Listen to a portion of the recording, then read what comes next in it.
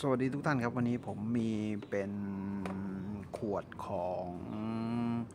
ยาสระผมนะครับผมซันซิลนะครับเป็นแบบปั๊มนะครับทีนี้ผมจะใช้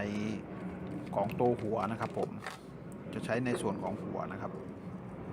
ใช้เฉพาะด้านของด้านหัวด้านแกนหัวนะครับ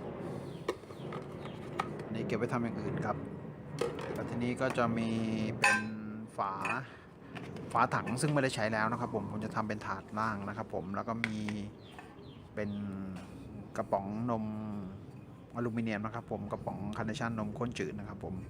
มจะใช้ทั้งหมด7 ใบนะครับผมในการทำเป็นวงกลมแล้วจะเป็นลักษณะถาดหมุนได้นะครับผมโอเคครับติดตามชมกันนะครับผม